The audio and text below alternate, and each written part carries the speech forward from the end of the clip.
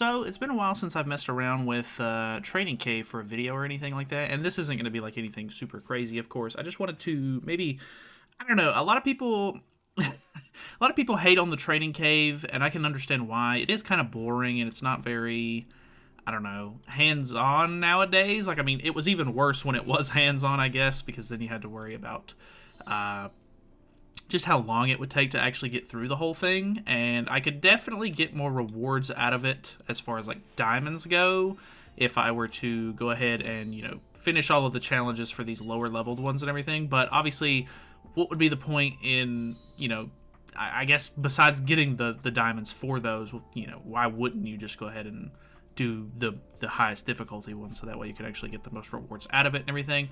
But I just want to kind of appreciate how the game mode works a little bit, because as I get closer to, like, I guess end game status, where all of my characters are getting closer to level 90, some of them pushing level 100 and everything, it becomes a lot more interesting, I guess. Like, obviously I'm not gonna have any issues actually beating any of these gold amber stages or anything like that, but back when Training Cave was a little bit more new, or just several months ago, before I started really heavily working on my box and everything like that, it wasn't hard at all. Like, you could basically just put a whole bunch of level 80s or lower even on your team, and you could just instantly blow through them. Which even though a lot of these characters are level 90, like he's a level 80.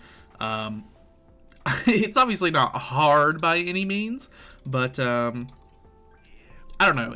I appreciate it more now, because like as my characters get more bulky and better and everything like that, like obviously it's not very hard to just throw a whole bunch of bad characters that don't synergize at all with each other on your gold amber, or like on your like regular run teams. That's why if you go to any of my runs, I have, like, even though Lost Veins in here, who's level 100 and he's in like old school festival unit, he's really really bad nowadays, so I don't even really have to worry about him. He's not even like a threat.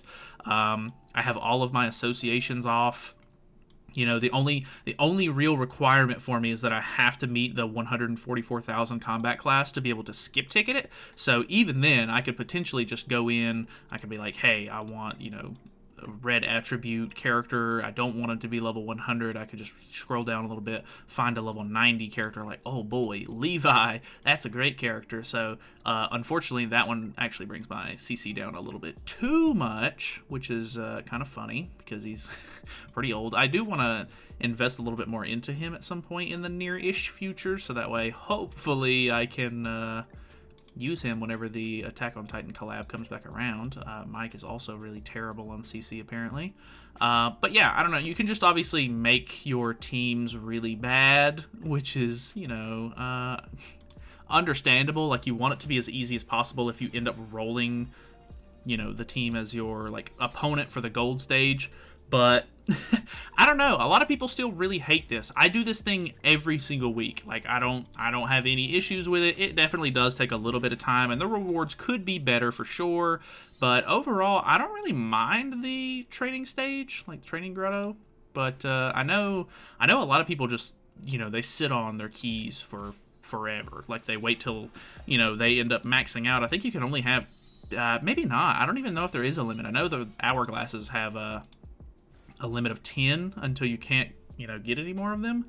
But I think the training grotto might be might be unlimited. Like, I remember I was watching the Sacred Treasure podcast the other day, which is with Amazing, and Beats is on there, Sora's on there, Davo's on there, and Beats was just saying that he has like so many of these keys like saved up, and I was like, wow, it's really bizarre to me that people like actually save them up and don't use them, just because of, I guess because the game mode is just so like meh. Like, it's kind of boring. Like, there's not a whole lot of excitement to it, I guess. But I feel like the rewards are good enough. Like, the fact that you get a lot of engraving stones, and you get a couple of hammers and anvils and stuff like that, of course. I think the hammers are probably one of the best rewards that you get from it, of course. But this is pretty much like the place to get engraving stones, and UR gear is a really big part of this game. And even though even though I have a lot of characters with like tons of like, or I don't want to say tons, but I have like a couple of characters that have multiple UR gear sets and everything, I can always still use more gear. Like gear is, you know, never going to become like a thing that I don't need, because like there's new characters coming out every 2 weeks. You know, if it's a repeat character, say a new Meliodas comes out tomorrow, like it doesn't matter. I already have, I think I have 4 gear sets for Meliodas, which is hilarious. I already had her on one of my teams actually, so that kind of messed me up a little bit. But yeah, I don't know. Gear is just something that you always need, so I don't ever really think that this is a bad idea. Like I'm never to the point where I'm like, like I'm caught up at the moment. I'm not going to worry about, you know, building gear at the moment. Like it is what it is, you know. But it's just, it's so useful, I guess, that it just kind of like, it's hard for me to imagine not doing the training cave.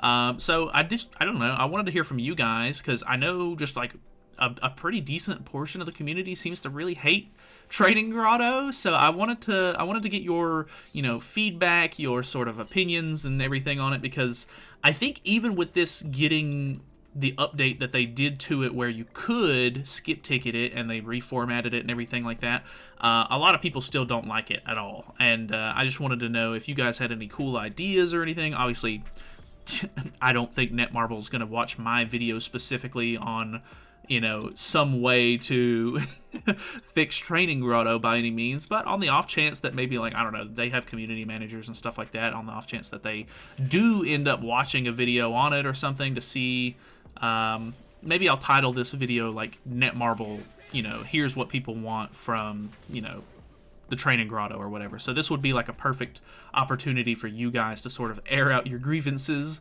with, you know, the Training Grotto. Maybe you have some ideas on what you would want to change, or, you know, maybe it's just as simple as like the rewards aren't as good enough. And I can completely understand that. I mean, the rewards are a little lackluster. I think you do get a pretty decent amount of engraving stones. Like you get them very consistently, but they only drop in like pairs of 3 or 4. And I think, like, yeah, for these stages specifically, you're guaranteed to at least drop a thing of 4, I'm pretty sure. Which is maybe not the greatest, but if you're doing this consistently every week, and then every other week you already get an extra Training Grotto key, I think it kind of adds up, and it ends up, like, I'm never really in a position to where I need more engraving stones, but it takes a lot of hammers and anvils to actually make, you know, a good set. Like to re-roll a set and everything like that, depending on your RNG, of course, it can be really, really bad. So I don't really know what else they could do besides just like maybe upping the amount of hammers and anvils that you drop from it, or, you know, something along those lines. I'm trying to find something on my other monitor really quickly to show you guys if I can find it. Okay, so, thanks to 7DS Leaks, or Alexis, I think his name's Alexis, for his Google Drive, of course.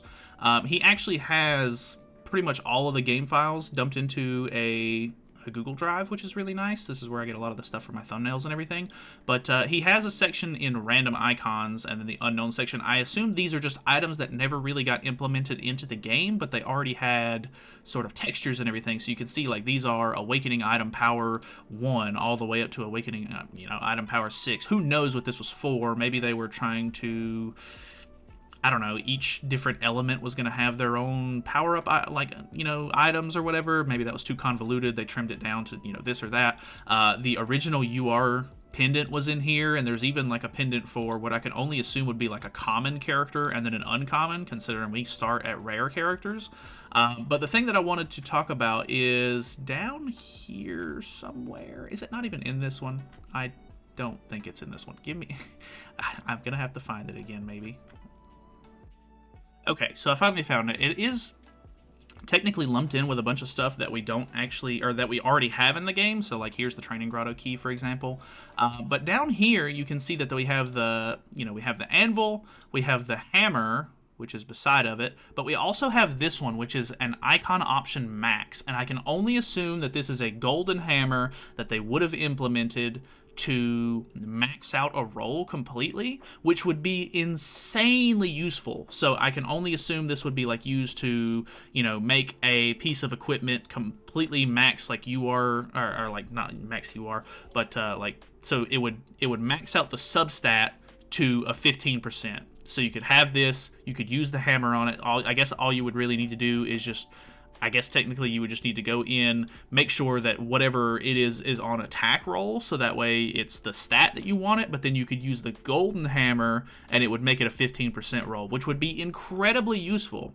Like, that would be super nice. It would cut down on a lot of RNG and time needed. Obviously, that's a really good item, so it wouldn't be hard for them to just make it to where it's super rare. Maybe, well, I can't go back into the training grotto now, but there was there's like the little bar in the top left that shows you like which rewards you're going to be getting. At the moment, it's like, oh, you get like 1 anvil, then 2 anvils, then 3 anvils, or something along those lines. I can't remember exactly how many, or it's hammers. Sorry, I'm all over the place, but you get hammers on the increments of 3 every time you complete 3 stages for the training grotto. So maybe if they made it to where, I don't know, even if it was as little as 1 of those gold hammers for a perfect roll per training grotto run, I think that would be good. Like, that would be a super nice item to have, to really work on your gear and max it out. Because, I mean, I think ideally it would be nice if we got more than 1 per run, because obviously there's 5 different rolls for each piece of gear, so that would be a lot of golden hammers if you wanted to max them out that way. But I don't think it would necessarily be,